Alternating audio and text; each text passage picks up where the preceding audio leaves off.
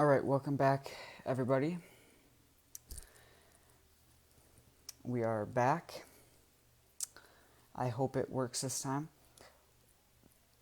I will be doing an interview with former WWF, WCW, AWA, NWA, Jim Crockett Promotions, and much, much more wrestler.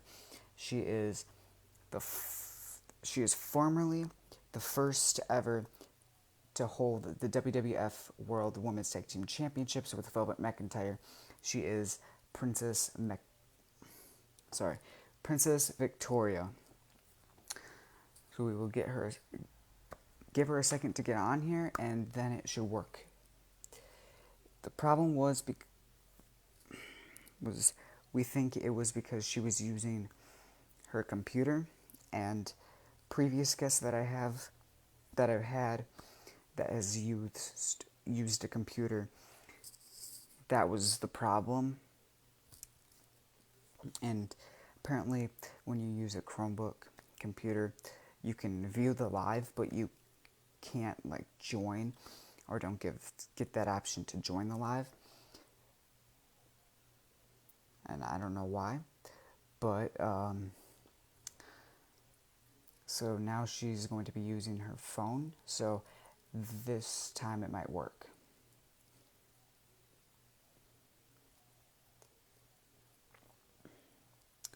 Man, we're like an hour late too. Originally was supposed to start at 5:30 p.m. Central. Now it is 6:20 p.m. Central, which is 1 hour before. Or, well, 10 minutes before the hour. I don't even know what I'm saying. Okay. Oh, what is going on?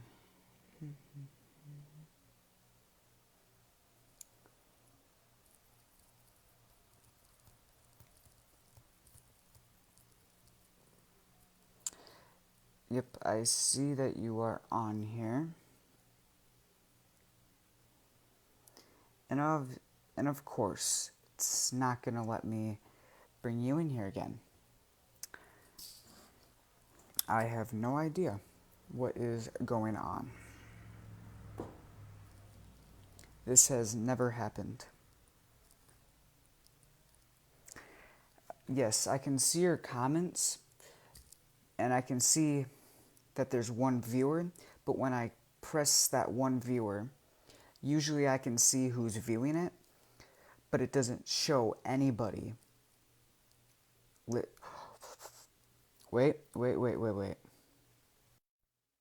Yes. I'm sending you an invite now to join. You should be getting it on your end. It's working.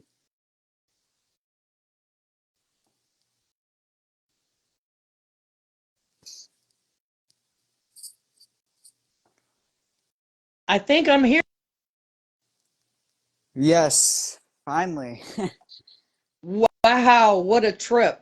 I never thought I'd have to use my phone. I've done this on Facebook before and always use my computer. But Yeah. it's here now, so oh, Yep. sorry I took so long. And I'm I'm so old. I remember when dinosaur poop was soft, okay?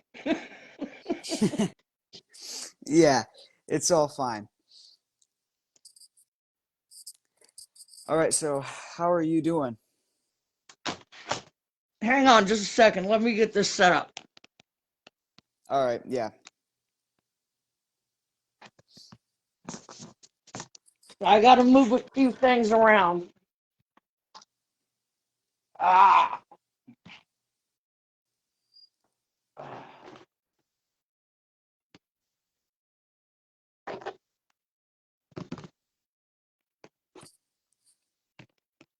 There we go.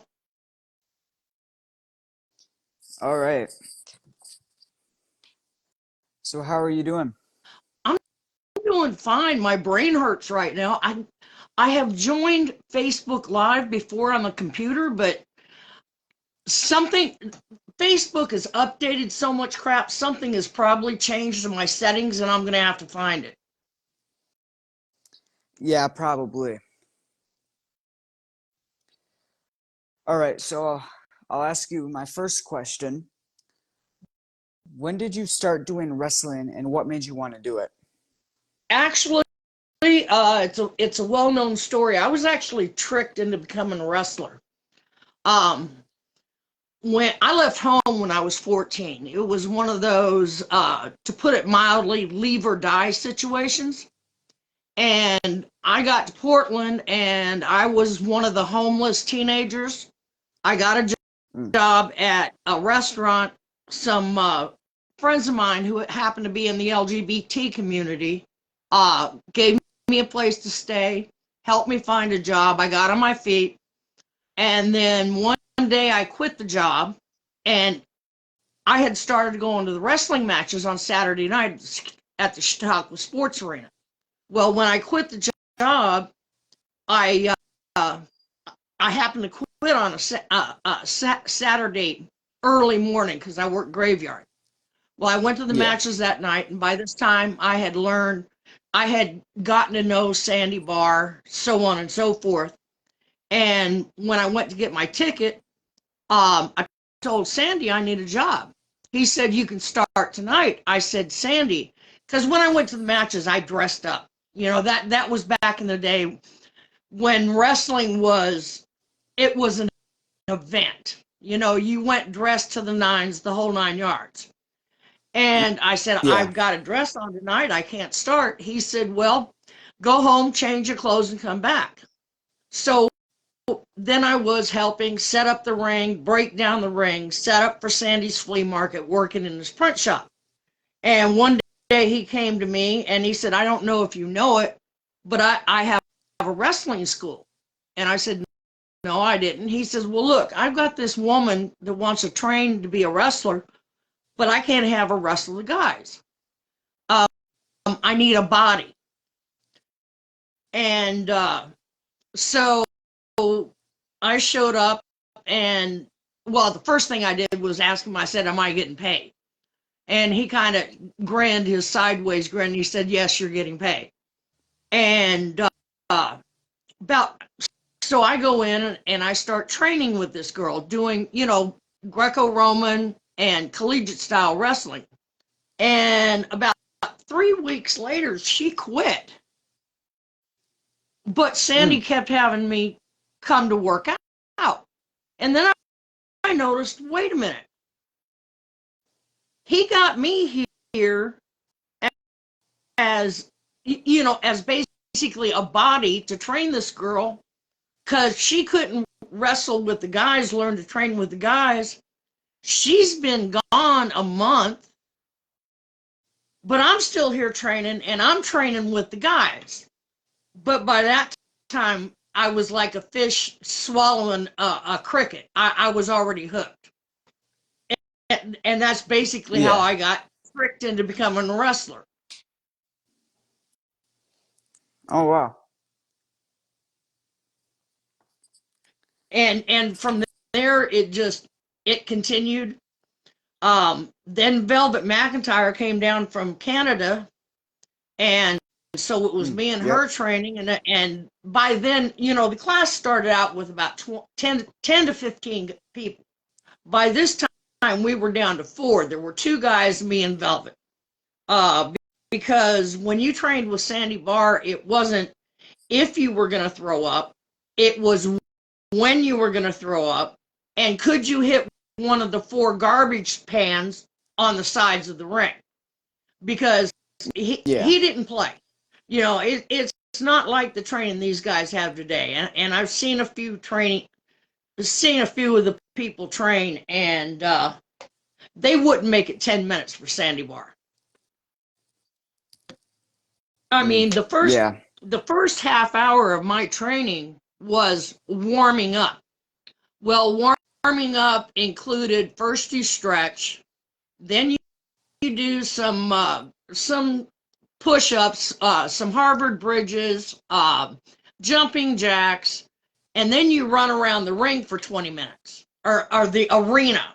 well, this was a huge place. It used to be a storage facility, and there was a Oh great wow. big, yeah, it was a great big door where, and you could see where the 18 wheelers would back in to unload their goods. So we'd do that, and that took probably an hour, and then we'd train for an hour or two, depending on what kind of mood Sandy was in, and then we do what you call a cool off, because you didn't just Oh quit, yep. because then your muscles are all screaming. So then you'd sit there and you'd do some stretches as you cool down. So our training session could last anywhere from 2 hours to 4 hours, and that was twice a day. That was morning and night, other than Oh wow. Saturday and Sunday. Yeah, Crazy. yeah, it was. But it weeded out a lot of the how do I put it? It weeded out a lot of the people who were not heart and soul committed to becoming a professional wrestler. You had to pay your Yeah. dues, and if you weren't willing to pay your dues, that said everything that needed to be said. Yep. Did you ever get to watch wrestling as a kid? If so, Oh who yeah, was your favorite wrestler growing up? oh yes. I started out at probably 4 or 5 years old. Um, my granddad would sit in a recliner, and I'd sit on the floor between his knees, and every Saturday night we watched professional wrestling.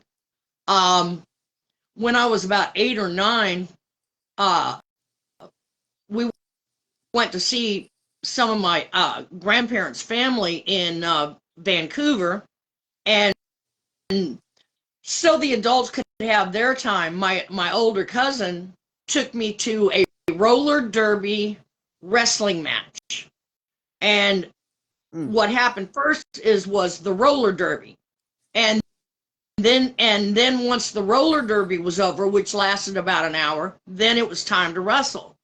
Well, that was the first time I saw Jimmy Snuka, and uh, Mm. if you remember Jimmy Snuka, he was a bat. The man could fly all over the ring, and I Yeah. just flat fell in love with him. 9-year-old in Yep. love with Jimmy Snuka, and my cousin got me an 8x10, and I went over and Jimmy autographed my 8x10, and I was walking on cloud nine. I actually still have that 8x10 that Jimmy Snuka autographed for me. Um, Oh wow. and and then fast forward 10, 11 years. Now I'm wrestling, and I'm on a plane, and it was the East West Coast connection. You had Offa and Sika, the Samoans. You had Piper, Don Morocco, Jimmy Snuka, and somehow, because somehow my tail, the guys knew that I had a crush on Snuka since I was 9 years old. And I sat beside Jimmy Snuka, and I was just like I was 9 years old again. I couldn't say a word. All I could do was stutter. Yeah. So that was kind of a really neat part of my life. Yeah, definitely. Now Do you like question is wrestling? Blake. My question is Blake. When did you get interested in wrestling? So, I've been into wrestling for many years now. I think it's been since probably like, man, it's been a while. It can't have been that long. You're too young. Yeah, not it, that it, young. yeah. Well, I think it's very awesome the way you're doing these shows with us. It's that somebody with the intestinal fortitude that you have at your age really impresses me. And Thank you. like to say thank you for having me on here. Yeah, and thank you for taking your time out to do that. All right, what was your next question, sweetheart? All right, so do you watch the wrestling today? And who is your favorite wrestler now to watch? Um, I do watch ROH, um, and that's right now. That's the only wrestling that I can get on my television. But I do go to uh, BCW here in Guthrie, Oklahoma. Um, but getting back to it, ROH is see. I quit watching the WWE back in I believe it was 1987. Um, Oh, wow. well, I will put this as gently as I can. I cannot stand what Vinnie Mac has done to my sport, and by my sport, what he had done to the women at that time. It was basically a TNA show, and I happened to be up late one night, and I turned on my TV, and it was the WWE, and they were over in, I believe it was Kuwait, entertaining the troops, and they kept they kept talking about this contest that was coming up, and it was three girls. I can't remember right now. That was 33 years ago, 36 years ago. Um, but Yeah. uh, when they came out to the ring, see, the contest it was Christmas time, and whoever won this contest between the three women got to be Triple H's little helper. Santa's little helper, because Mm. Triple H was Santa. Well, I didn't Yeah. notice that when the girls came out, they had these cute little Santa coats, short Santa coats, which, was fine with me. We all us girls had cute little outfits. But I didn't notice they Yeah. had high heels on. And when they got in the ring and they took off their jackets, they basically had three triangles and a butt floss. I mean, Mm. there was nothing left to the imagination whatsoever. And I think my blood pressure went to 250 over 300. And then they started to dance. And the only thing that was missing was the pole. I mean, they might as well have been in a strip club. And the only thing that saved me from putting my foot through my 55-inch DLP is common sense. I haven't watched the Yeah. WWE since then.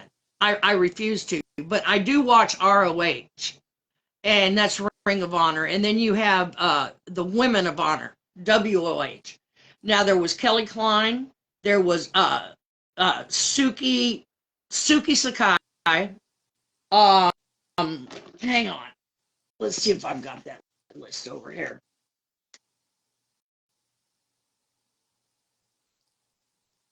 Is this it?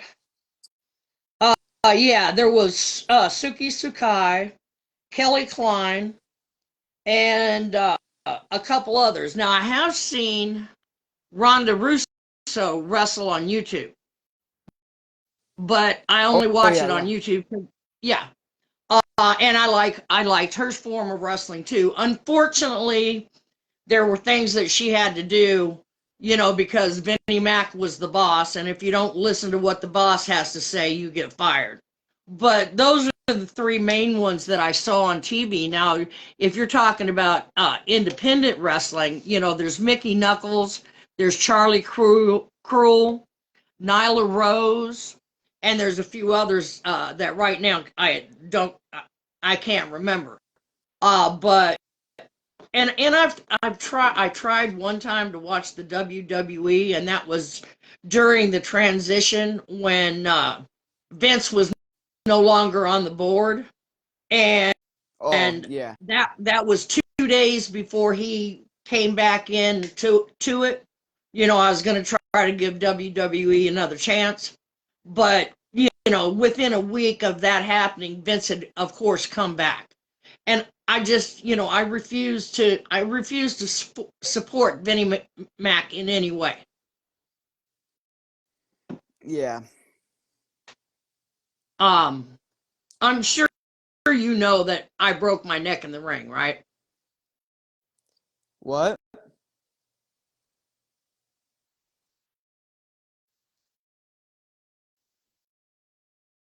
You still there? You cut. Yeah, Yeah, you yeah. cut out a little You bit. know, I broke. Huh? Am I too loud? No, you just cut out. Oh, I just cut out. Okay, because you Yeah. were kind of freezing too. Oh, Say it again, because you it did a stutter on me. I didn't say anything. Oh, okay. Well, I'm sure you know that I broke my neck in the ring, right? Yeah. Um, well, I broke it working for Vinnie Mac, and that was the first week in September in 1984, which was 39 years ago. I'm still waiting for the phone call for him to ask if I'm okay. That's how he treated his people back in the day. So, along with the TNA shows that he turned women's wrestling into, hiring models and actresses instead of real professional wrestlers, um, those two things combined, and then of course some of the things that he had the guys do. I mean, he turned wrestling there for a while. He turned wrestling into a sideshow. Um, Yeah.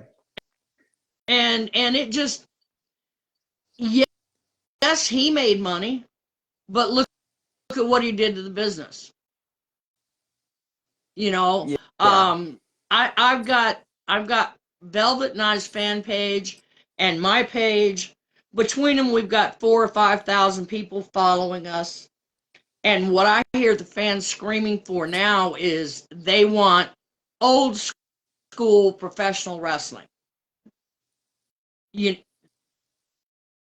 and I know quite a few of the independents that are going back to old school wrestling. Yes, there's luchador. People like luchador. I don't have a problem with that. People like Japanese style. That's cool too. I wrestled in Japan. But the things that Vinny Yeah. was doing had nothing to do with professional wrestling of any kind. And I mean, that's like what happened to Owen Hart. That should have never happened. There was no Yeah. there was no there was no reason for it. There was no story for it. There was no reason for Vinnie Mac to put Owen Hart in that situation. You and some of the other things he's done. I have no use for the WWE. But if you want to Yeah. watch real wrestling, ROH, and I've heard AEW. I can't get them on my television, but I've heard from other people AEW is pretty much old school too. Yes, Yeah, Mel, pretty I much, yeah. agree. Yes, Mel, San Diego, yeah, I agree. He did.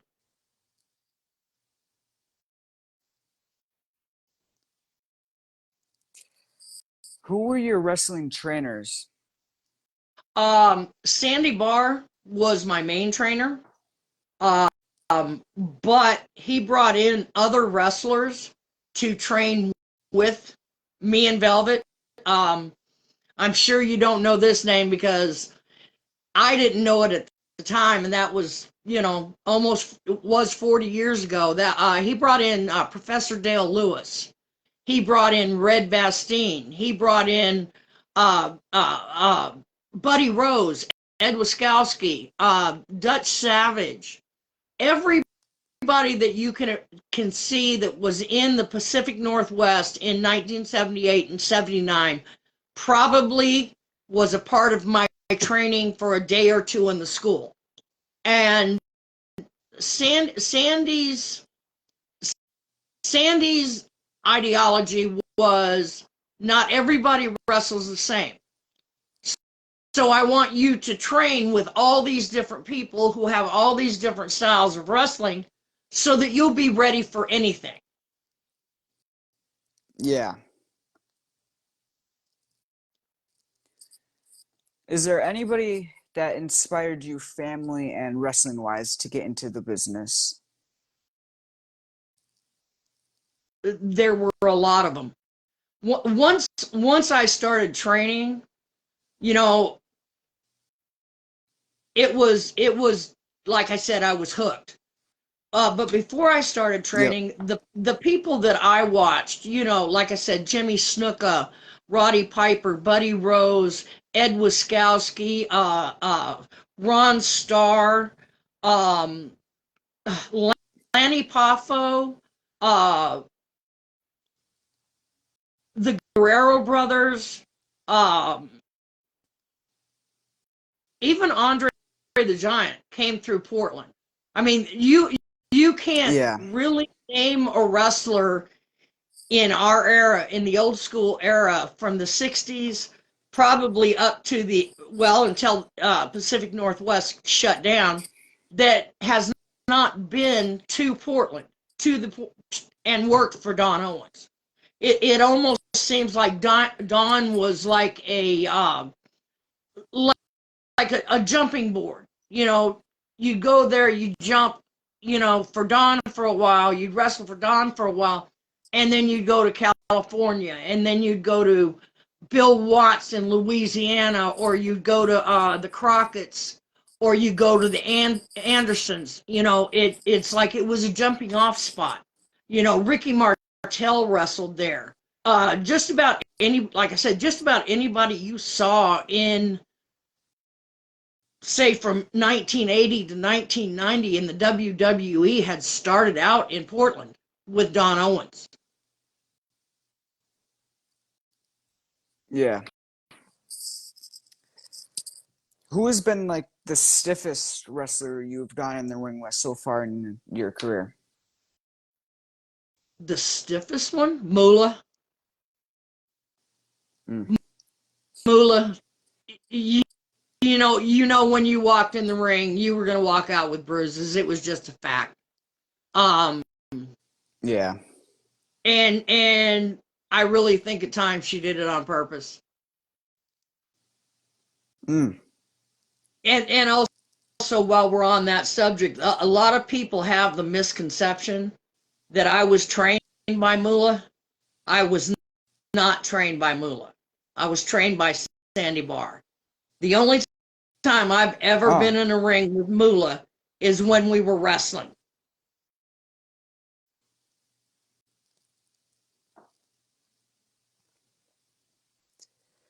Did you know her outside of wrestling? What was she like outside of wrestling? Yeah, she was my booker. And I lived on what they call Moolah Hill, her compound in Columbia, South Carolina. After after I had worked for Don Owens and Ed Moretti and Al Tomko, Sandy came to Velvet and I one day and said, "Look, if you want to wrestle, I've got one choice." And this is because Moolah had women's wrestling tied up. He said, "The only person I know that can get you bookings right now is Lillian Ellison, aka Moolah." And so we Yeah. went down there. Um, it was a compound. She had all these little houses, you know, 3 or 4 girls living in each house. And that was what you called home. Yep. Did you ever do any type of school or amateur wrestling as a kid? Say that again. It stuttered.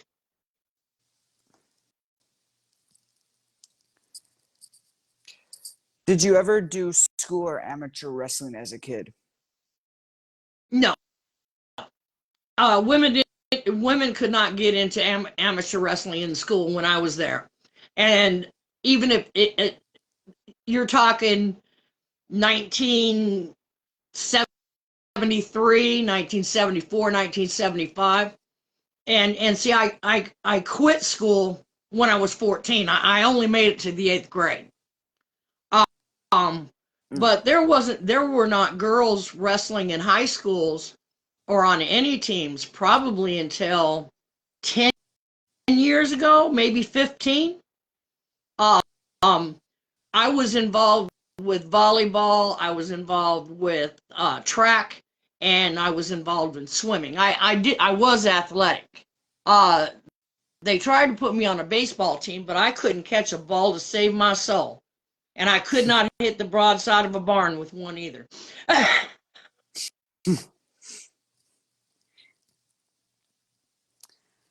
What do you consider to be your weakness and strength in wrestling? What do I consider what in strength? Weakness and strength. The biggest weakness, in my opinion, is not physical in wrestling, it's mental and it's an ego. The worst thing I can hear in a dressing room is when I hear, well, I got to get my this in, and I got to get my that in, and I've got to get my other thing in. It's not about you, dude.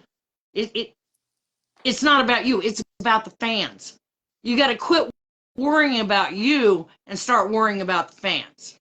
The Yeah. greatest strength is also mental. It's being humble.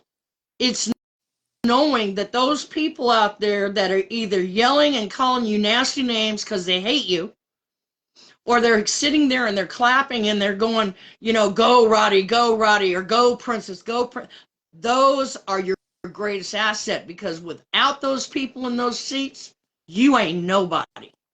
You you can get Yep. past you can get past inabilities in wrestling. You know, if you hone your craft, even the worst wrestler can become the best wrestler if they continue to practice their craft, work out, talk to people. But if you've got an ego, you're killing yourself, because nobody wants to work with somebody with an ego. Yeah. Was it hard traveling from show to show, and what was the worst thing about traveling? The worst thing about traveling was traveling. In my day, Blake, it wasn't like it is today. You work once or twice a week. Back in my day, we worked sometimes 8 times a week. There were times we Oh worked wow. Monday through Friday, wrestled one match Monday through Friday, and then Saturday we had a match in the afternoon, a match in the evening, and the same thing was Sunday. Um, the worst thing was working about traveling was a booker who didn't understand mileage. Uh, there were a couple of territories that I went into where the matches were 300 miles apart. You're in Mm. town A, and then town B is 300 miles away. Town C is another 300 miles away. Well, you're adding on top of wrestling that night, being at the arena from 6:30 in the evening till 10 or 11 at night. You've got to find time to eat. You've got to find time to sleep. But if you're driving 6 hours a day, add that. There's no, it's that is the worst thing about traveling. It would be a promoter that didn't know how to book towns. Mm. When I was Yeah. working for Don, he might start out, your first town was 300 miles away, but then you'd hit towns 50, 75, even maybe 150 miles apart, and you do what I call a circle. Well, the last match that you would have that week would be within 100 miles of home. So, Mm. you weren't completely, totally exhausted. And when you're working like we did 6, 7 days a week, you know, getting exhausted was, that was the worst thing you could do. I mean, I have literally fallen asleep at the wheel. Um, Velvet had to grab the wheel. Or no, excuse me, it wasn't Velvet. Ed Moretti was sitting in the front seat. We were on a Yeah. driving down a dark road on a canyon, and one minute I was fine, and the next minute my head hit the steering wheel. Mm. And that was a rough. Al Tomko's territory was a rough territory to work, not because of the fans. The fans were awesome. It was the miles that he booked in between the towns. Yeah. Who was your first opponent in front of a crowd, Velvet and how McIntyre. did you feel? And Velvet. how did I what? Yep. And how did you feel going into that first match? Terrified. Absolutely, completely terrified. In fact, when Sandy kept wanting me to jump over the top rope to get in the ring, and that first match, my hands were so sweaty that when I grabbed the rope and went to jump over, my left hand slipped off the rope, and I got caught with both my legs on top of the top rope, and I'm sitting there and I'm trying to balance to throw my legs over so I don't fall out and look like a fool. That was the first and last time I ever went over the top rope to come into the ring. Have you ever seen Lanny Poffo wrestle? You know how he'll jump up on the rope and he just sits there across it and puts his arm down? I swear to God, to this day, he got that from the screw up that I made. Because Lanny was in our territory at the time. Yeah. But walking into that ring, it was, I could hear the crowd, but it was like somebody put their hands over my ears. And I had this, I know I looked terrified. You know, I couldn't see anything to my left or to my right. I couldn't see the fans. And all I could see was the ring, and the closer I got, the more terrified I got. The funny thing is once Velvet and I locked up, it all went away. Yep. Every bit of the being terrified. As soon as we locked up, was like, all right, time to wrestle.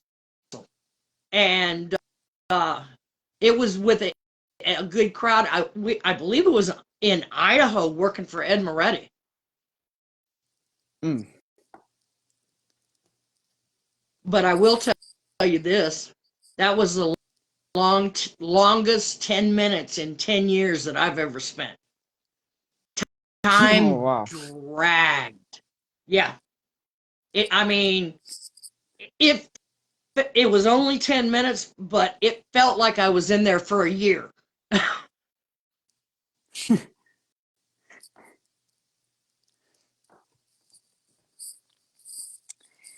If you could go back in time and wrestle anyone that has passed away, who would that be?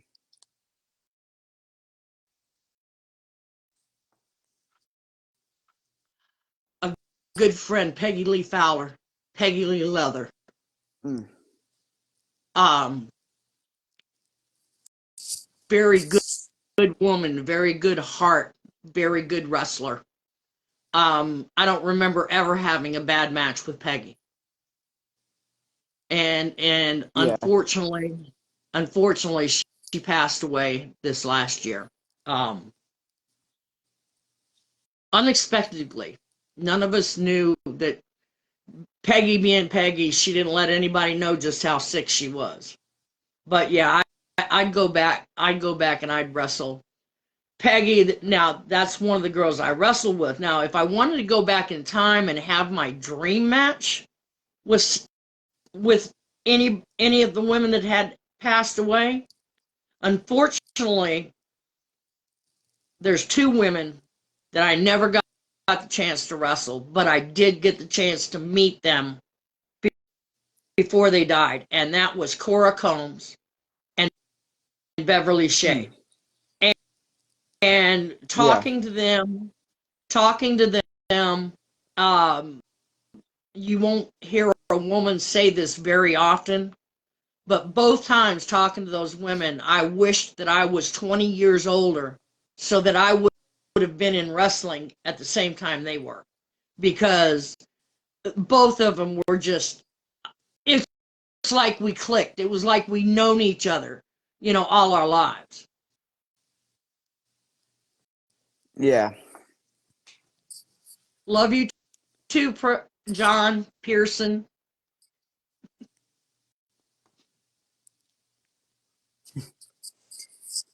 Who is someone you would like to wrestle that you have already wrestled before? Who is someone that I'd like to wrestle that I've already wrestled before?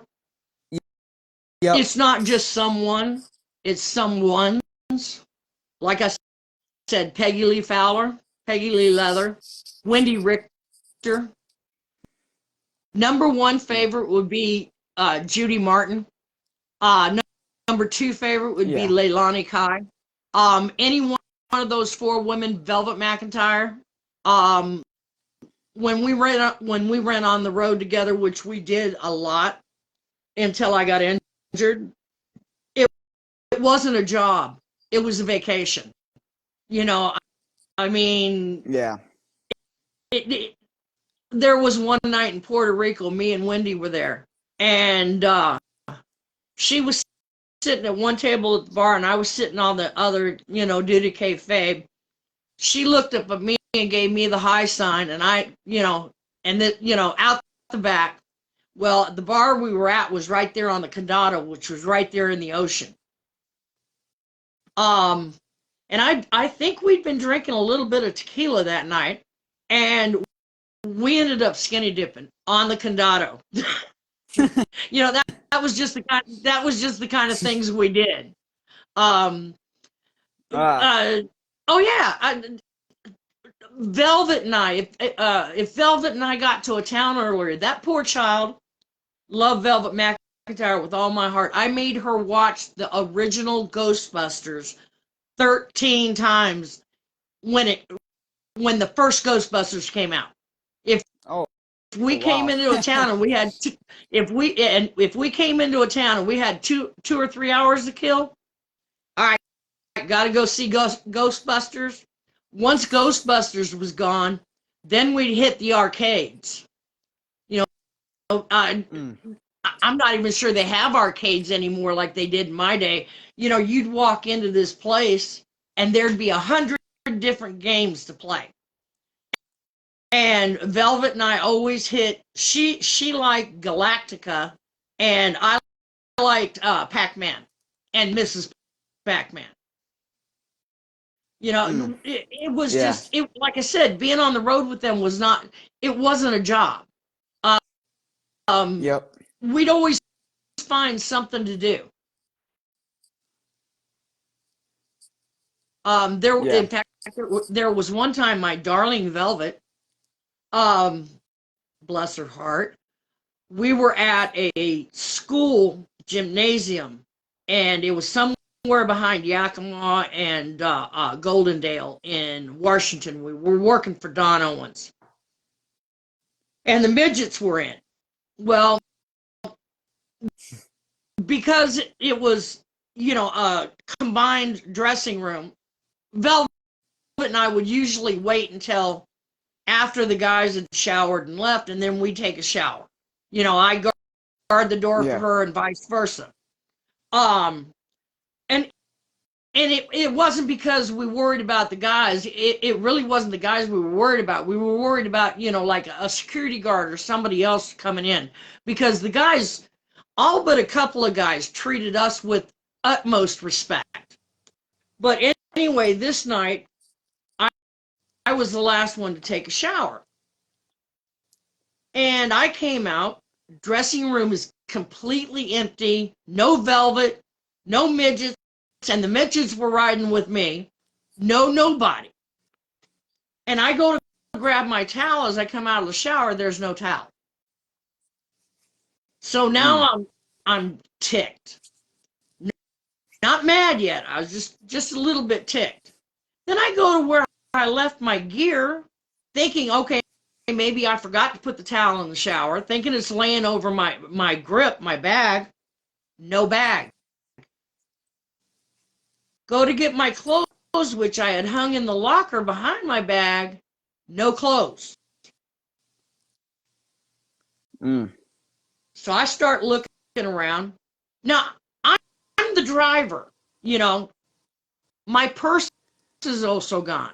The keys to my car are gone. I put my Oh, head out the jeez. window, put my head out the door like this, hollering for a security guard. No security guards. The only thing I can find in that dressing room is, the great big rolls of paper towels that they have in school that they put in the machine. They're they're Yeah. they're like they're like this big around. That's all that was in that dressing room. So I wrap myself in this. I'm going out of the car thinking, all right, somebody's pulling what we call a rib on me. I'm sure they left the car, the car door unlocked. I get to the car, go to open the door, my driver's side, it's locked. I look down, there's my purse and my keys in the front seat. I check all four doors, and I was driving a Malibu station wagon at the time. Check all four doors are locked. Now, as I'm doing this, these paper towels are, of course, falling apart. So I go Yeah. back in. I go back into the school because luckily I was smart enough to prop open the door, and I'm looking for a hanger because this was before electric locks. This was like a 1982 Chevy Malibu. And you could use a hanger and you could get the window back far enough. You could get a hanger with a hook on it, grab the latch and pull it up and unlock the door. I go back in the dressing room, no Oh, yeah. hangers. Now, what school gym locker have you ever seen that has no hangers in it whatsoever? None. So I wrap myself again in the paper towels, and as I'm coming out the second time, I'm hearing giggles from afar. Little tiny giggles. And I went, damn midgets, because the midgets were known for pulling ribs when they came into a territory. Well, Mm. I go back out of the car. I'm sitting there. I'm scratching my head. I'm about to try to find a large rock and break the back window. Before I hit the back window with the rock, I happened to grab the twist, the knob, the twist on the back window, and the back window came open. I crawled over the seats, got to my keys, got my car, and like I said, I'm hearing giggles. For approximately 30 years, I blamed that on the midgets. One day, about 8 to 10 years ago, I was talking to Velvet on the phone, and I started telling that story, and she just started laughing. And I went, you did it, didn't you? For 30 years, she kept it secret that she was the one who pulled that rib on me. Oh, wow. That was a good story. It was, like I said, we had fun. You even though they pulled a Yeah. rib on me, you can't really get mad. There's Yeah. some people that pull some really nasty ribs, and I'm not going to go into it, that I don't agree with, but ribs like that just makes you, it's a memory I'll take to my grave. Yep. Do you usually get along or become friends with most of your opponents? Yes, yes, it's just like boxing or MMA. You know, um,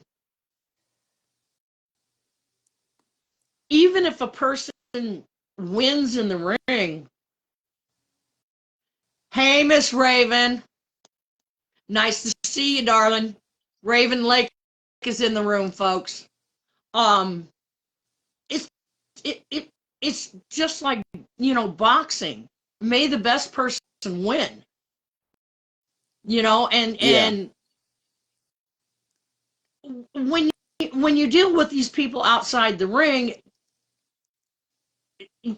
you can't keep it in your head, oh, she beat me. Well, she won that night, I might win this night. you know our thing was were the fans happy? Did the fans think that they got their money's worth? Are they coming back next week because they enjoyed this match tonight? It wasn't about winning and losing in my day. It was about the fans. Yep. If you could make a Survivor Series match, including you with 4 wrestlers of any era who are still alive, who would you choose as partners? I'd of course choose Velvet McIntyre as my partner. Um, Wendy, actually, Judy Martin and Leilani Kai would be my top picks. We always had fantastic matches, always. Of course, Yeah. they beat the snot out of me.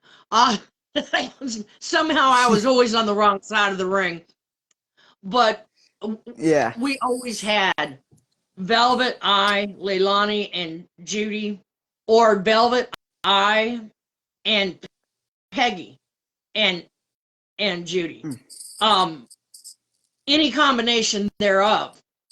We always had great matches. And you can add, like I said, Wendy Richter. Any combination of Yeah. those 6, me, Velvet, Judy, Wendy, Leilani, and Peggy.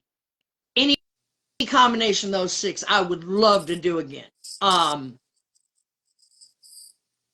I think one of my most favorite matches is the one that's been traveling around here lately, and that was with, I believe, Wendy Richter and Peggy Lee, and me and Velvet. Mm.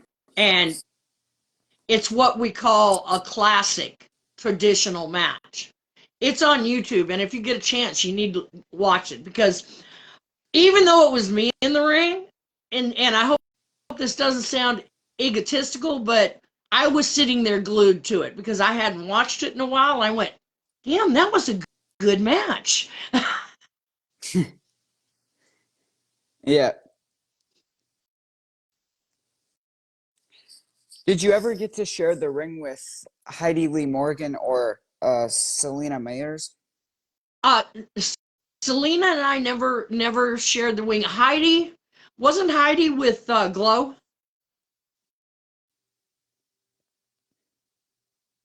Was Heidi with I Glow, or think was Heidi?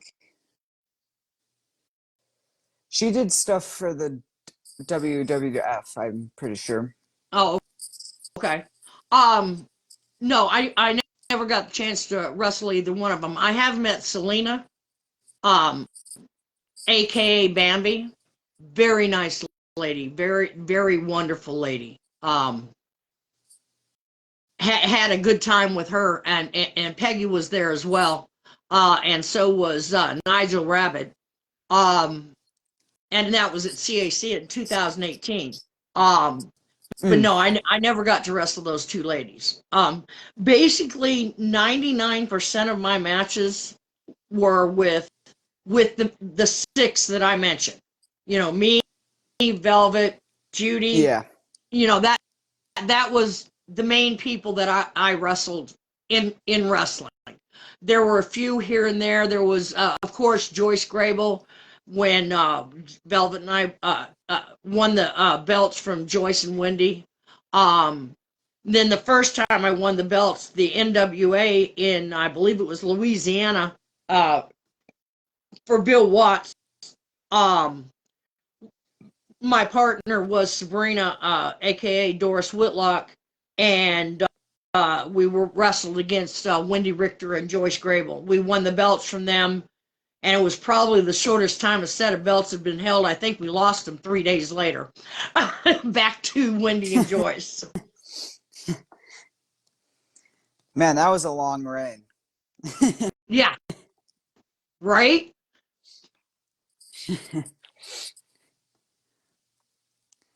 Would you rather be in a street fight or a death match? Street fight. I don't like a death match. I like a good street fight. You Yep. got to understand, I raised myself. There was a point in time, like I said, I was sleeping outside up against a wall. So, good old school street fight, that no holds barred, no disqualification. I can do anything I want. Yeah. Would you rather be in a blindfolded match, handcuffed to your opponent, or a dog collar? Dog collar. I like to see what I'm doing. And besides that, all I got to do is grab that chain, and they're right there. Nowhere to run. Yep. Is there any piece of merch that you have or hat that is sold out pretty quickly? Uh, um, any piece of merchandise that I've had. Understand, Yeah. understand, Moolah took 90% of my gear when I left wrestling. The only thing I have left from wrestling is the choker that Jay Youngblood gave me, that was given to Jay by his dad, Ricky Romero. Mm. My headdress and the last of my gear that I had was destroyed in it was an inland flood. I had a storage unit behind my house, and we had a horrible rain, and it filled up with 5 feet of water and destroyed my headdress and everything else. Like I said, the only thing I've got left is a choker, and it's not for sale. I really don't think there's an amount of money that could get me to give up that choker. Yeah. Is there any time a fan has seen you in public and got super surprised and or excited? Say that again. What fan has seen me in public that was surprised or excited? Yeah. All of them.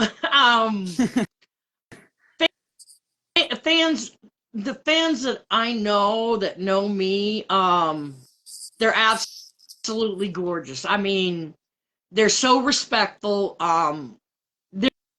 There was one guy, and it was 2018 again. I believe he was autistic, but he came up to my table at the Gold Coast Arena in Vegas, and he was so excited. It looked like he was standing in a shower. I mean, the sweat was just rolling off of him. He was a bright red, and his hands were going like this. And I grabbed a hold of him. I said, honey, settle down. You're going to have a heart attack. But that was the most excited fan I've ever seen. I couldn't tell you his name, but he was such a sweetheart. Yeah. You need to leave them vapes alone. Yeah, I caught you. She says as she lights her cigarette, right?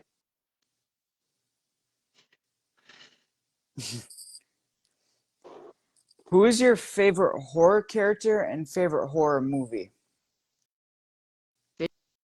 Favorite horror character, favorite horror movie. I don't know if you'd call it a horror movie, but it kind of sort of is, and that's, Ghostbusters. Now, my favorite horror character was Beetlejuice. Mm. Yeah. He was because, I mean, that's another one. Thank God it wasn't on when Velvet and I were still on the road. The girl had to go to the movies with me another 13 times, because I liked Beetlejuice, and I liked him because who doesn't like Beetlejuice.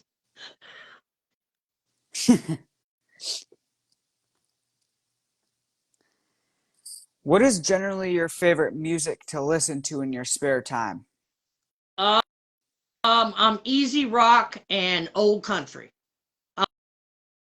Eagles, uh, Nitty Gritty Dirt Band, uh, Willie Whalen, Chris Christopherson, uh, believe it or not, and I don't even know if you know him, but Marty Robbins.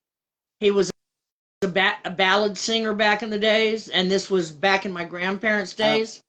Right. Yeah, I don't think I I know. totally get it. Yeah, I get it. Um, I'm even I like music that is actually older than me. It, uh, Stuff that came out in the 70s and the 80s, I like a lot. Um, and like I said, country, and not old school Hank Williams, more like Hank Williams Jr. style country.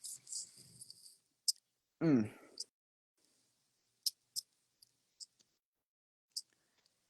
If a movie was made about your career, who would you want to play you?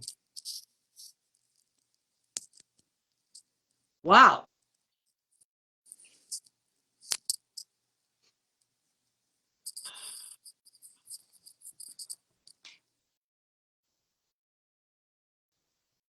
Believe it or not, I don't know her name, but believe it or not, the one who looks most like me would be the girl in the movie Beetlejuice.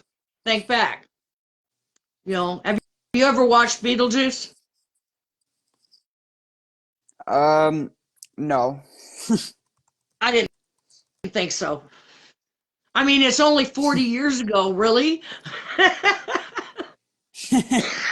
But I can't think of her name right uh, now. But that would be her. is it Winona Ryder? Was that? You know what? I don't know. It may have been. Or Winona Catherine Ryder, as in O'Hara? this. Say it again. Or there's Catherine O'Hara? If I could look and still talk to you, I would, but I can't. Um, just look up Beetlejuice, and it's the I have that girl. up right It's now. she's young in the movie, and she's got black hair that's about shoulder length. Oh, I can't see it.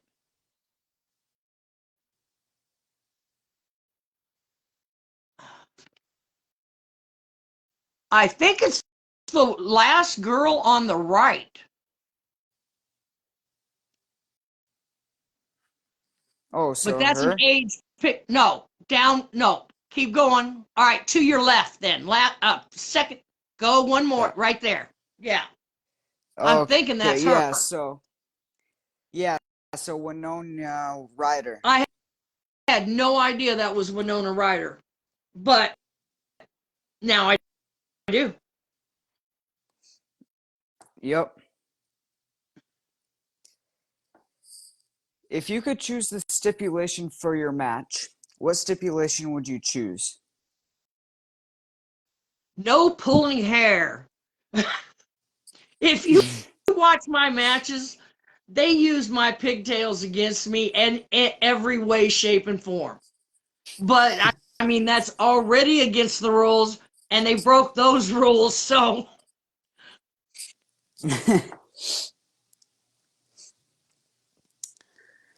Have you ever wrestled or done anything in Wisconsin? I can't say no and I can't say yes because we were on. I was on. Me and Velvet, us girls were on the road so much, and we went into so many territories. We'd be in a territory. If we were in a territory for 3 weeks, we felt blessed. But normally, we went into a territory. Maximum would be 2 weeks. Sometimes we went into a territory for one match. Oh, wow. I'm pretty sure I've wrestled in Wisconsin sometime. Yeah.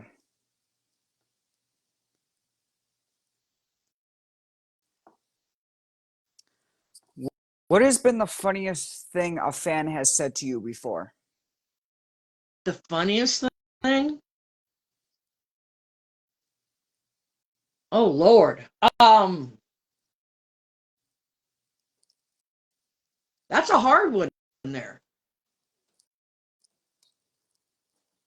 I could go the dumbest thing, but the funniest thing.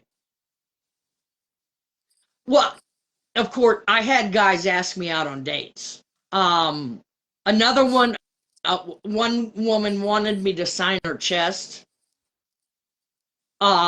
Because she was gonna get, she wanted me to autograph her chest so she could get it tattooed.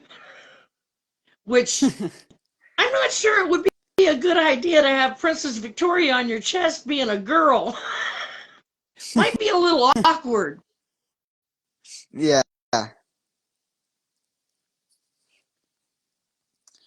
What has been a best fan compliment you have received either at like a show or convention? I have had, and this is from several individual ladies, I have had them tell me that watching me in the ring helped them grow stronger in certain situations.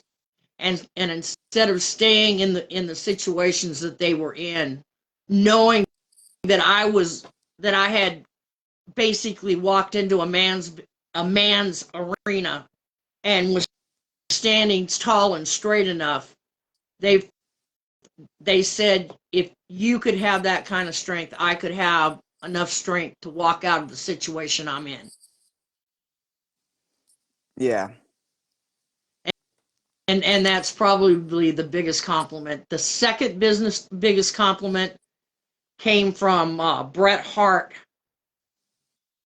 when he told me on a Mm, podcast that you were just one of the boys. And I know people don't understand why that's a compliment.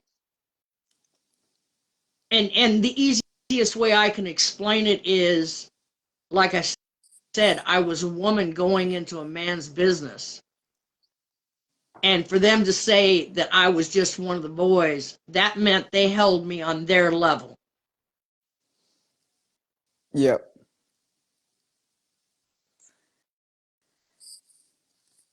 So would you say Bret Hart would be the best Yeah. wrestler that gave you the best advice? Uh, he gave me the best compliment. The best advice that I ever got um, was probably from Sandy Barr, the guy who trained me. And it was the night that Buddy Rose had, I was in an 8-man battle royal. And, and I was the second to last out with Buddy Rose. And, and Buddy threw me into a brick wall and split my head open, and the crowd just went Mm, nuts. And I went downstairs, and I mean, I'm just, my head is like 10 miles wide.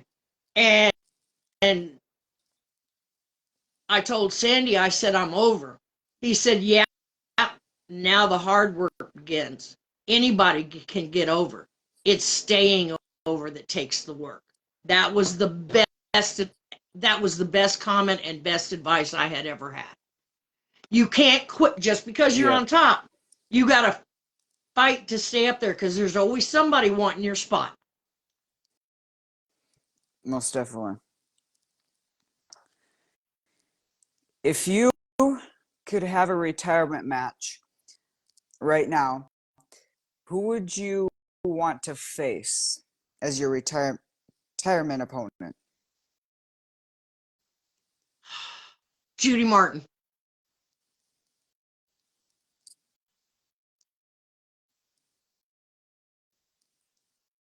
Judy was fun to work with in the ring. I tell Yeah. this story to everybody, and probably every podcast I got on, and I know Judy's tired of hearing it. But back in the day, Judy had big bobos, and I mean big bobos. So when she went to cover you, they were like this, and you couldn't breathe. You, you either kicked her off or you just said to hell with it. And one night we were on live TV, and I was in a mood, and Judy covered me, and you know what a zerbert is? It's like No. it's like when you take your lips and you don't quite whistle. Well, I did that up against when she covered me. I did that up against her chest, and she jumped up like a scalded cat, and she was running around the ring pointing at me.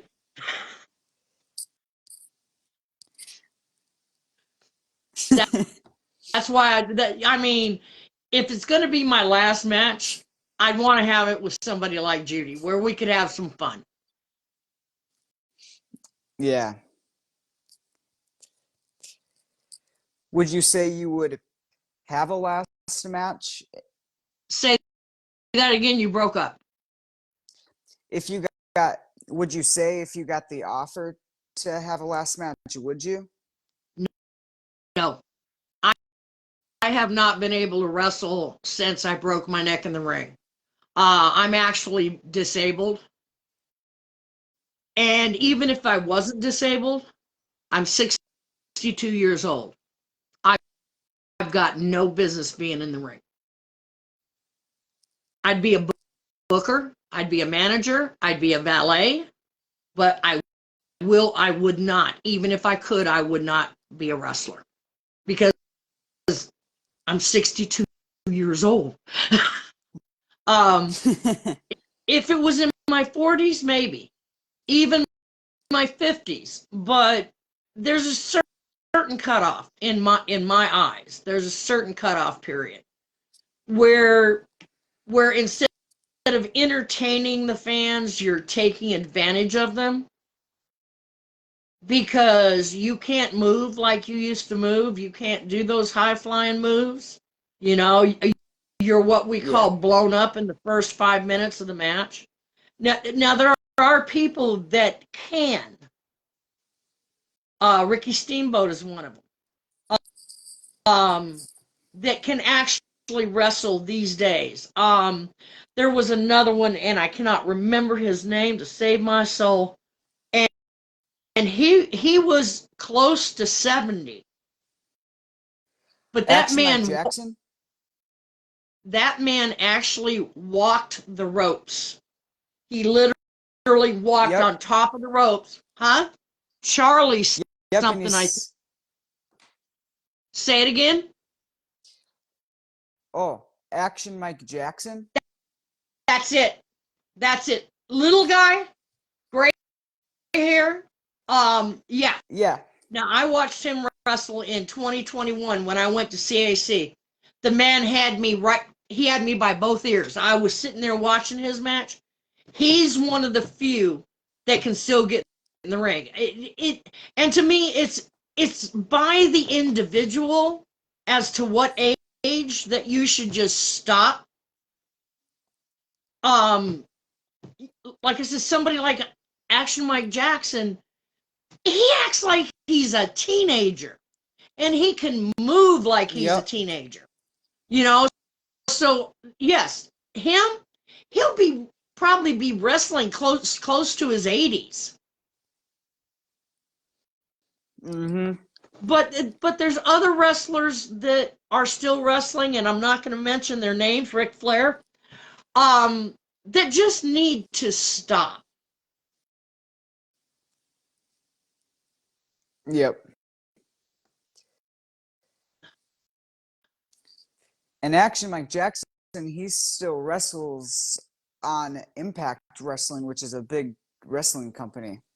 Okay, it And he was not still walks was not across the ropes. it was not CAC that I saw him at. It was actually the Gathering in North Carolina here this last August that I saw him, and he was impressive.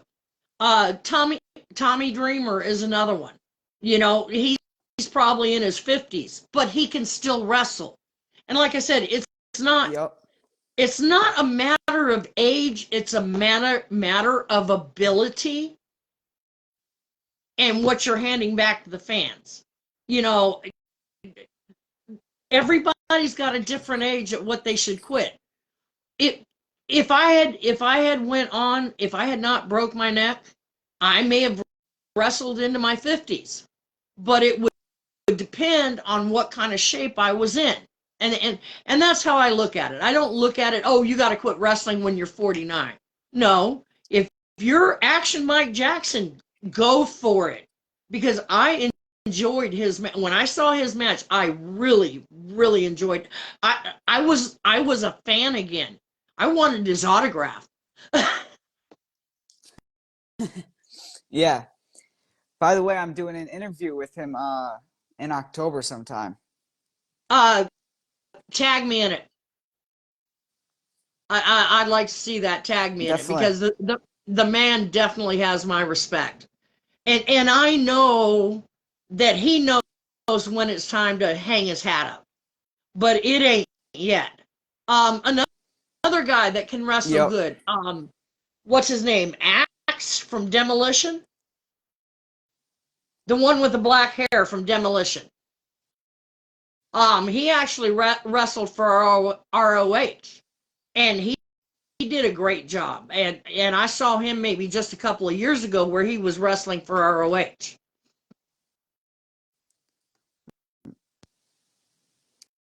Sorry about that. Yeah. I didn't know Demolition still wrestled. I don't know that he does now, but like I said, he's the one with the black hair. You got the one with the white hair, and then you got the one with the black hair. He at one point was wrestling for ROH, and I saw him in some matches. He he might not. He's a heel. And he may not do fly, but he's still doing what he did before, and he's entertaining. And to me, Yep. as long as you're entertaining the fans, and you're not just getting their sympathy, then if you can do it, brother. Yeah, definitely. Do you like being a heel or babyface more in wrestling? A lot of people probably don't know this, but I'd rather be a heel. Uh, I had the pleasure when I went out of the United States, when I went to Japan or Puerto Rico or Trinidad, places like that, I was the heel, and Yeah. I enjoyed being a heel. I really enjoyed it. I mean, I like being a baby face too, but I wanted to be a heel from the day I started. And Sandy Barr said, "You can't be a heel." I said, "Why?" He said, "Because you're Indian. There's no such thing as a heel Indian." Now, of course, today there is, but back in my day, you won't. Wahoo McDaniel may have been the only heel Indian I think I've ever seen. Yeah. But no, in fact, in Santo Domingo, Wendy and I got there, and 3 days before we got there, their vice president had died, and I was the heel. Wendy was the baby face, and they did a radio interview with me. And guy on the radio Hmm. asked me, the guy on the radio asked me, he said, "Well, what do you think of our country?" I said, "You've got a dirty little country with dirty little people, who've been begging me to come here for 3 years. I finally find a place in my schedule to give you what you want, and you postpone my match just because your vice president dies? And I wasn't paying attention to the guy in the back doing this, right? Because it was live. Yeah. And I didn't realize that their vice president was as loved as much as we did JFK. Mm. And we sold out every town that we went to while we were in Santo Domingo. We sold out, and they were trying to kill me.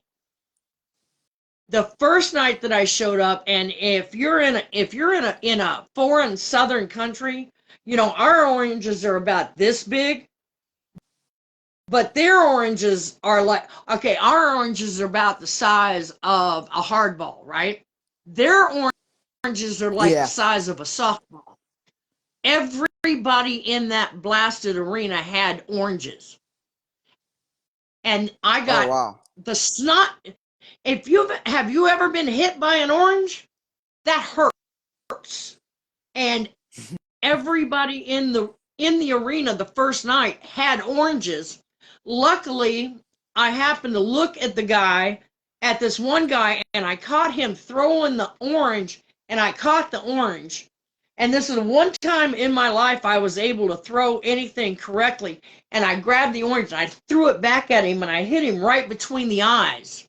And that stopped him from throwing oranges. But we were there for either a week or Yeah. 2 weeks, and every night when I was walking to and from the ring, I had to have a shield of security because they had scissors. They were trying to cut my pigtails off.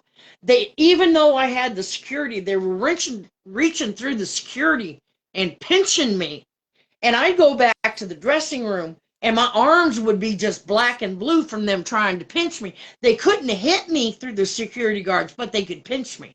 And they caught one girl with one of my pigtails in her hand, and the scissors were within 6 inches. So if Oh, it wow. was it was fun, I want to say, but there are dues to pay when you're a heel. Yeah. Out of all the companies you have wrestled for, which one has been your favorite? Two. I got two favorites, and I hold them equally at the top. That was Don Owens and Bill Watts, my two favorites. They took care of me. Um, they paid me equal to the guys. You know, they didn't pay me because I was a woman wrestler. They paid me according to was I first, second, third match or main event. You know, they treated us ladies like wrestlers, and they're both my favorites. Yeah. So the story of your life growing up with your parents and you, how did your home life as a kid affect you getting into the wrestling? Was it hard for you or did that affect anything? It affected a lot. Um, to be honest, I almost didn't make it as a wrestler because due to my childhood, and you've read my book, you know what I went through. I tried to commit suicide at least a dozen times. Luckily, I didn't make it those dozen times. Um, Yeah. uh, uh, Getting into wrestling probably saved my life because I was one step away from being on the street. And, and when you're on the street, even in my day, it's not a good place to be. You know, I started out with the LGBT community. Like I said, setting me up in an apartment, a roommate with one of them, and helping me find a job, which transitioned into me going to the wrestling matches, and which transitioned me into working for the arena and then becoming a wrestler. Um, I truly believe wrestling saved my life, and it also taught me the meaning of family. Um, Yeah. family is not necessarily blood. You know, just because you're blood related to somebody doesn't mean that they're family. It means you're blood related to them. And getting into wrestling and being treated like I was treated, being taken care. I never had anybody take care of me before. I always had to take care of myself. And Yeah. getting into wrestling and being a quote unquote little sister, um, it, it saved my life, because God only knows what happened to me being on the street. You know, this was, we were right at the turning point in Portland where the gangs were starting to come in, the pimps were starting to come in, the drugs had transferred from, you know, pot and Valiums and things like that to heroin and all of that. And if I had stayed out there instead of getting into wrestling, there's no telling where I might be today, or if I would be today. And Yeah. that's one of the reasons that I wrote the beginning of my book the way I did, is I wanted to show people who are in a bad situation that, yeah, you might be way, way, way down here, but look at where I went. There's that day that light's going to come. There's that day that you're going to find the end of that dark tunnel. And that's what I'm trying to tell people, because I had, and I'll never forget her, and I'm 62, and this is when I was 14. And me remembering her name ought to tell you something. Ann Guile told me, she was one of the counselors I went to, and she said, Vicki, you've got two choices. She said, you can take the road to the left, and you can go, oh, poor pitiful me. Look what I've been through. Wah, wah, wah. And I'm not putting down people who are crying right now, because I get it. I still have my days. Or she said, or you can take the road to the right and realize that most kids who have been through what you've been through are buried dead in a field, and nobody knows where they are. And you survived that. And I Yeah. just, I wanted people to know, you know, if I can put my story in a book as a professional wrestler, if I can tell people what my childhood was like, I'm hoping it can tell people who are in bad situations, look, open up, ask for help, tell people what's going on. You know, no, it did. I told, I told on my stepdad and my mother several times, and it wasn't the first or the fifth time that I told on them that it happened, but there was the sixth time that when I finally told somebody, which was a friend of our family's, and he walked back in the house and he looked at my bio mom and he said, lady, you got two choices. You can either go to jail with him, or you can go with us to tell the cops what he has done. That's your two choices. And I thank Don Maddox to this day for that. But there's going to be somebody, if you keep hollering, if you keep screaming, this is going on. Yeah, you might get your butt kicked today, but somebody might listen tomorrow. Just keep yelling. And the good thing is the Yep. system is better now, and it's not good now. It's better than it was when I was in the system. People didn't listen to kids. People are listening more to kids these days. Yeah.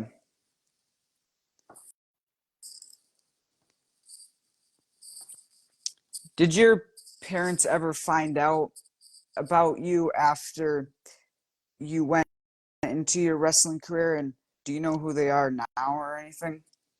Oh, both. Well, I never knew my dad. I never got to know him. I know his name was Gene Sharp, and I know he's from Thibodaux, Louisiana. And that's only through Ancestry.com that I found that out. My bio mother is dead. Um, Unfortunately, she was alive when I got into wrestling, and she did everything she could to take advantage of it, um, uh, including getting money from me. And that she only got money one time.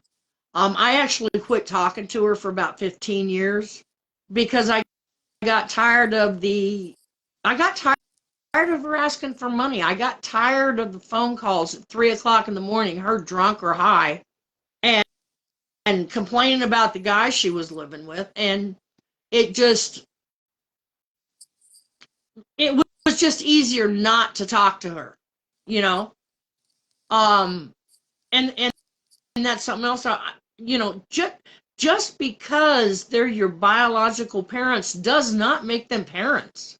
It's okay if they're toxic, and if they're toxic and they're abusing you, it's okay to let them go.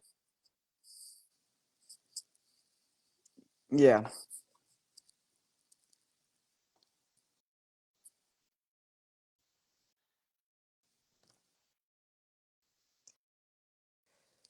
How did you get the name Princess Victoria? How did that come about? Once again, Sandy Bar. Um, I actually, I actually wanted to be a French girl, um, and I wanted my name to be Misty LaFleur because it Hmm. meant the flower. And Sandy looked at me and said, "Can you speak French?" I said, "No." He said, "Then how can you be a French girl?" He said, "Vicky, you're Indian." I said, "Yeah."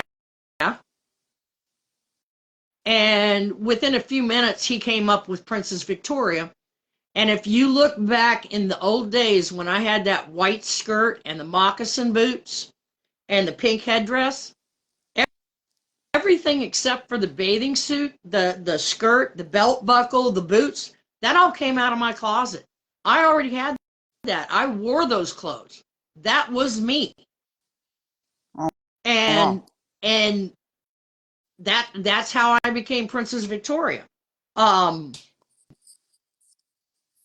I mean, I evolved, of course, but I was always Princess Victoria.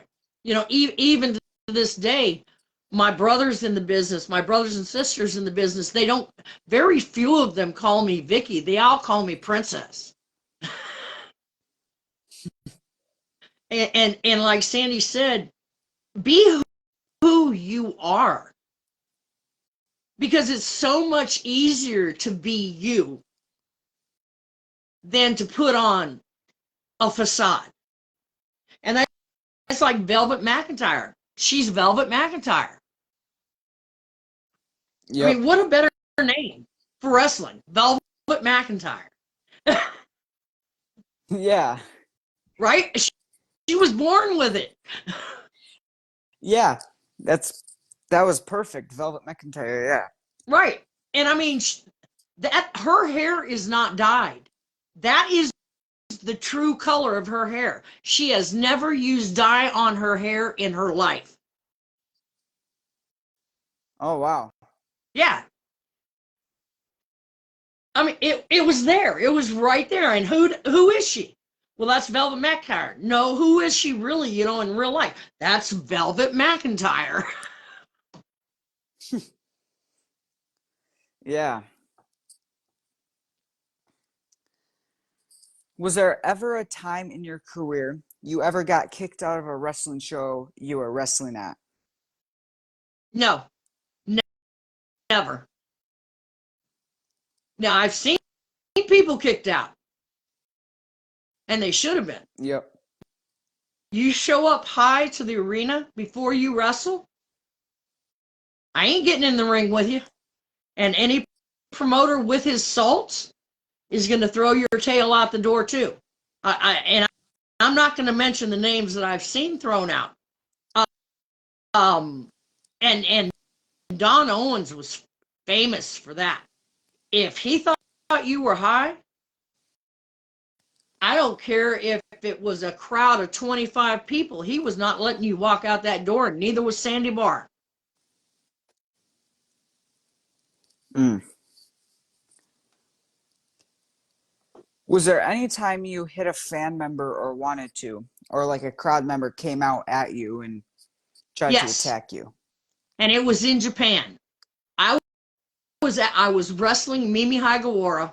She was the Japanese women's world champion. And I had went outside the ring and I felt something go like this and hit me in the back of the head.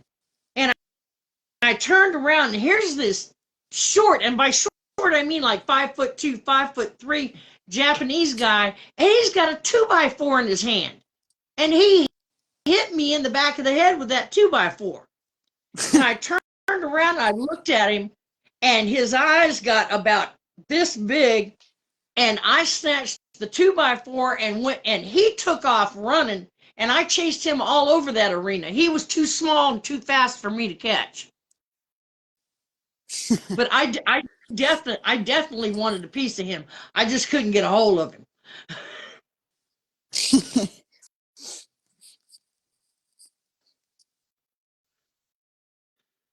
And now there was another instance where I wasn't hit, but it was me and Wendy Richter, and we were somewhere in New York, and I threw her out of the ring, and this guy come up out of the ring, out of the chairs, the fan seats, and he stomped her where no woman should be stomped, and he had cowboy boots on. I came out of that ring, and it's like this, and every fan in the world needs to know this. It's my job to take care of my opponent. It's my job to put my hands on my opponent. Your job as a fan is to yell, scream, boo, holler, whatever you want to, but you don't dare put your hands on a wrestler. I don't care how much you hate them. If you want to throw some water, some Coke on them, Coca-Cola, that's fine. But you do not put your hands on a wrestler. And I came out of the ring and I went after him. Wendy went out of there on a stretcher. And I was trying to get to the guy, and security and Moolah would not let me get to him. And Wow. although Wendy was my opponent, there's no way I was going to take advantage of something like that. I do believe he ended up in jail that night.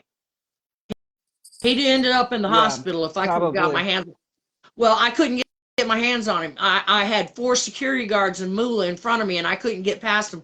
And let me tell you, don't even think I didn't try. Yep.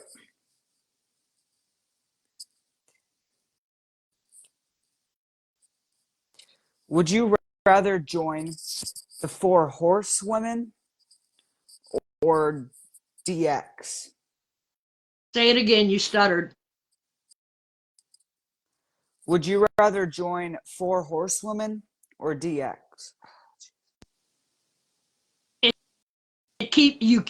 Would I rather what? You're join stuttering. The 4 Horsewomen or DX? I have no idea what you're talking about. What is the 4 Horsewomen? The 4 Horsewomen? Yeah, I have no idea. Like I said, I'm not watching the WWE. I get ROH, but I don't get anything else. I honestly can't answer that question because I don't have enough knowledge to. All right. Yeah. If you could have any band or singer perform your theme song, Who would you want that to be?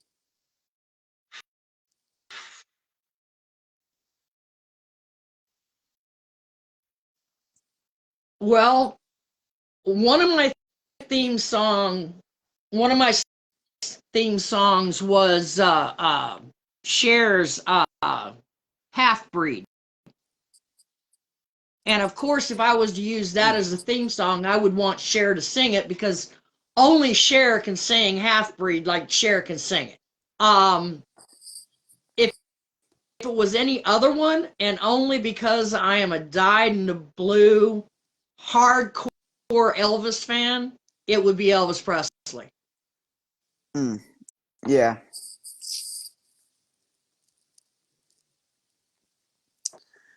What is the least favorite wrestling move to have happened to you? When Moolah would roll the referee, I hated it. When she had all four of us jump on, either her and I, or if there was a tag team, all four of us jump on the referee and roll the referee. I hated it. I thought it was demeaning to the girls. I thought it was demeaning to the match, and I thought it was demeaning to the referee. That is my most hated move in wrestling. Yeah. What has been the hardest move you have tried to do on an opponent before? Believe it or not, I had a heck of a time for some reason learning drop kicks. In now once I became a wrestler, it was a lot easier, but that was only because there was one day we were in the ring and Terry Allen, Magnum TA, was training with us that day, and I could get my feet in the air, but my tail end would not get off the ground. And I guarantee you, I gave somewhere between 30 and 50 bad drop kicks. And finally, Oh, wow.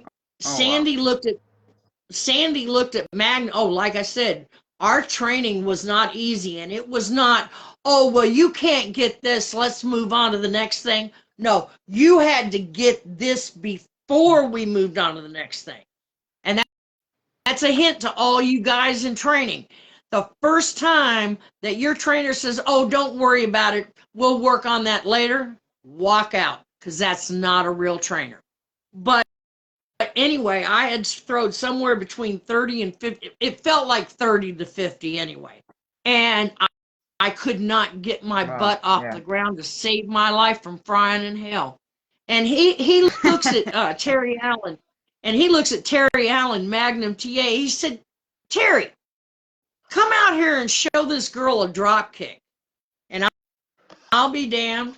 He came out there, and never having thrown a drop kick in his life, he came out there and he was up in the air coming down through a classic, most beautiful drop kick I've seen to this day. And I still hate you, Terry, for that. We're good friends. Terry and I are good friends. That's one guy I can tell you.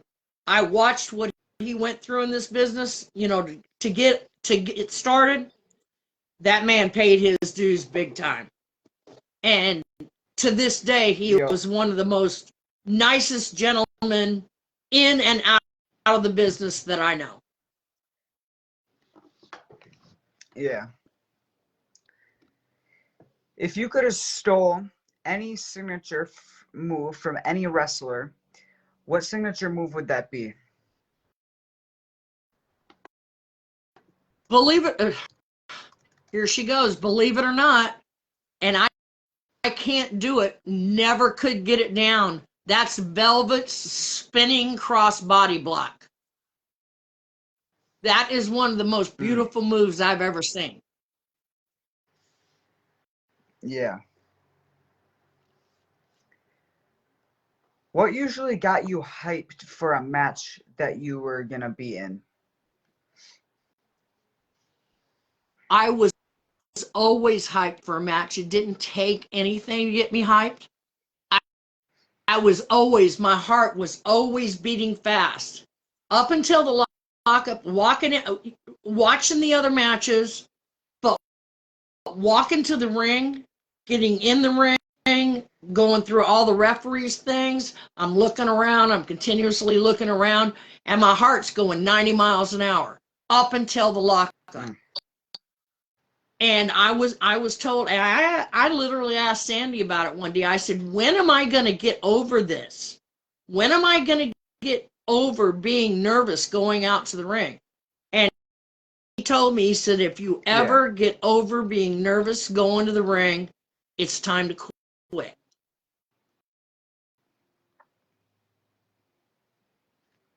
And What was your... go ahead. Go ahead. Sorry. That was one. That was again one of another good piece of advice that Sandy Marr gave me. Yeah. Oh, hey Ken! I didn't notice you until just now. Ken's up here from KNS Virtual Wrestling. Pulvendente, I think, is how you pronounce his name.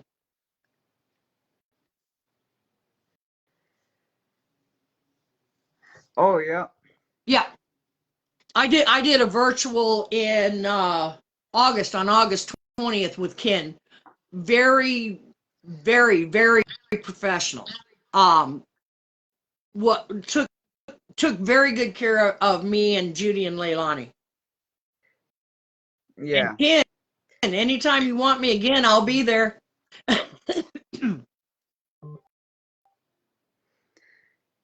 Have you heard of Rob Feinstein? Say it again. Rob Feinstein? Ken, I'll private message you about Joyce. Say that again, Blake. You broke up on me. Have you heard of Rob Feinstein? Rob Feinstein. That does not sound familiar. Who is that? Well, he wrestled in the ECW as a little bit, but he does like signings online as well. I don't think I've heard that name.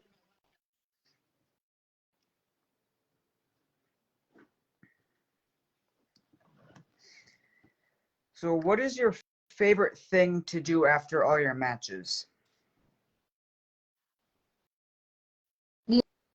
One of my favorite thing doing after match was just, believe it or not, just sitting down, chilling out, no noise, no anything, and just decompressing.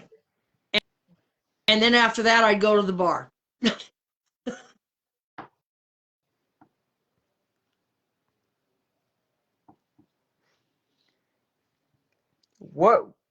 What was like the best venue you wrestled at in your career? Lord. Probably the Superdome in Louisiana, because it was packed. Madison Square Garden.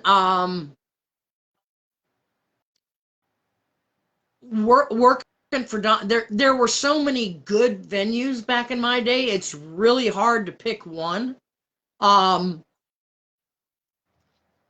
Because back in my day, it was just we didn't wrestle in bars like they do now, which I really don't think that's a place for wrestling, but I guess it's what wrestling has evolved into. But my main requirements for a good venue was a good set of security to walk us to the ring, a decent ring, and a good shower. I've been to a few venues that didn't have a shower, and there is nothing worse than taking off your gear and then putting on your clothes over your sweaty body. Yeah.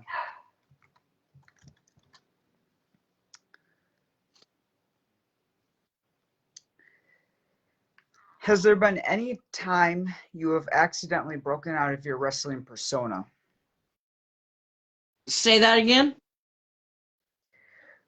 Was there any time you accidentally broke out of your wrestling persona? Yes, the day that that guy kicked Wendy Richter. I I totally just said no. I went straight into what I call Victoria mode. You know, there's Vicky, she's a nice girl.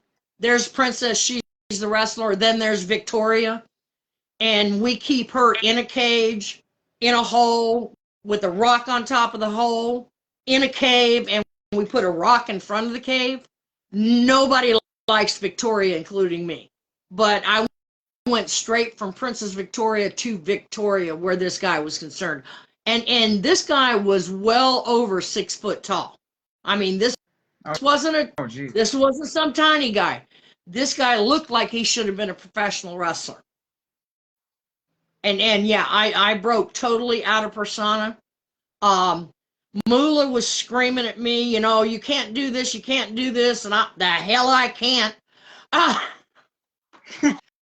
because the man had no right. No fan in any situation has a right to put their hands on a wrestler. And Yeah. even even even if they're putting their hands on my opponent, they still have no right. That's not your job. I had to tell my brother Doug came out when on the Battle Royal, and he stood over me when Rick Oliver and Buddy Rose, after they had thrown me into the brick wall, and he stood over me and he took a perfect boxer stance against Buddy and Rip. And excuse my language, but he looked at him, he said, "You touch her again, you son of a bitch, and I'm going to kill you." Sandy Barr had to bring security out to take my brother. And don't get me wrong, I had all the pride in the world that my brother was standing up for me, but once again, he was a wrestling fan, not a wrestler, and he had no business doing that. And I had to explain to him, that's my job. Now, if I'm going to tell my own brother that he has no place touching another wrestler, how potent does that think you am? Do you think I am about that? You know, that's the worst thing in my mind that a fan can do is, and I'm not talking about ringside Rosie, you know, the 90-year-old woman with the cane beside the ring. I'm talking about guys like the guy who kicked Wendy. Yeah. I think every arena has a ringside Rosie. But who's going to hit an 80-year-old woman, really? I may be ringside Rosie before it's all over.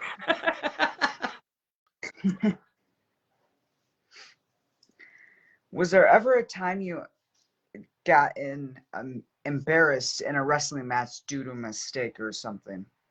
Yeah, the night I broke my neck. I'm not going to mention the girl's name because, bless her heart, every time she sees me to this day, she calls me mama because I was mama on the road, and she starts crying.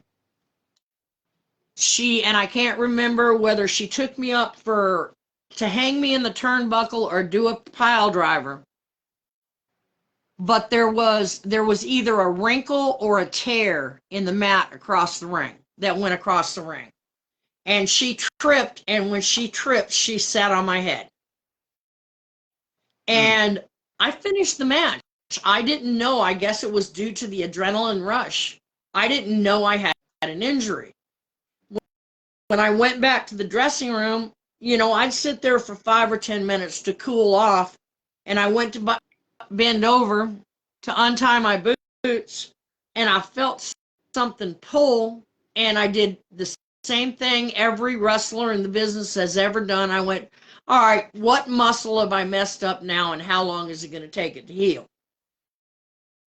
So I sat there another 5 or so minutes, and I remember going down to unlace my boot, and I'm told that I screamed so loud when that happened that it brought every wrestler in the arena and Vinnie Mac to the dressing room. The next thing I remember is I was on a cot, and there were these two MTs beside me, and I could see the, red lights. The next thing after that, I remember I'm in the hospital, and they're telling me I've got a broken neck and they need to do surgery. And the next thing I remember after that, to this day, I have no idea how I got from I believe it was Philadelphia, PA. I have no idea to this day how I got back to South Carolina. And that's not a short trip. And for the month or 2 months after that, my memory is very sporadic. I can't remember what really anything that I've got blips of here and there, and and even to this day I've only got blips. Yeah. And then I was told by Moolah she needed my outfits, and I could either pack my stuff and leave, or I needed to find a job to pay her rent.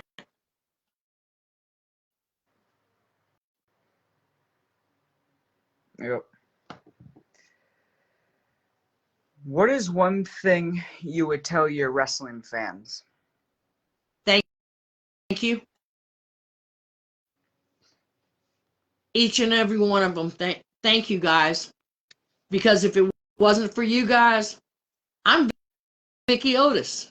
There is no Princess Victoria. You know, Velvet McIntyre is just Velvet.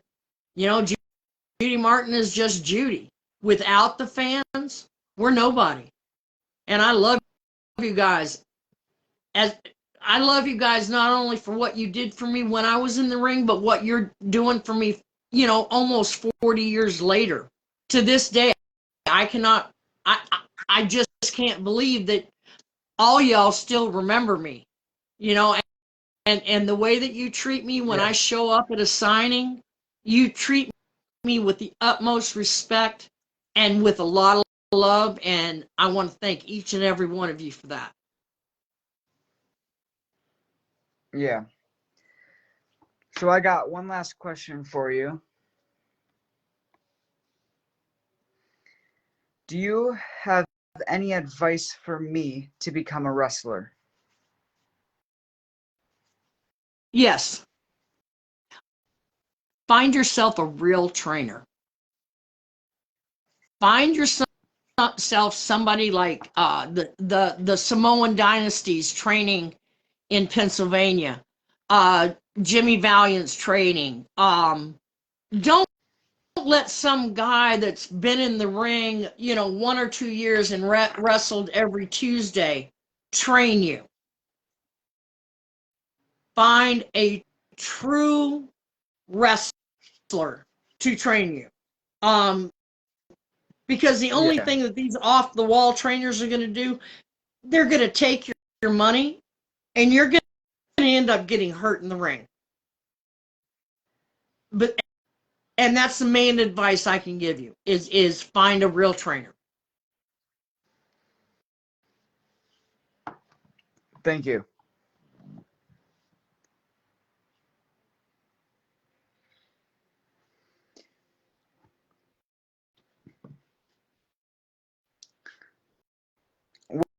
Well, thank you for taking your time out to do this interview. Thank you for having me. I've enjoyed it, and I loved your questions. You had some really good questions that if you make me think, that's pretty good. Give me a headache though. Yeah. And I've had a really good time on the show, and I appreciate you having me here. Yep, and it was an honor to have you on here. You have a great night, and we'll talk again very soon, okay? Yep, you as well. Take Thank you, care. Blake. Yes, sir, you too.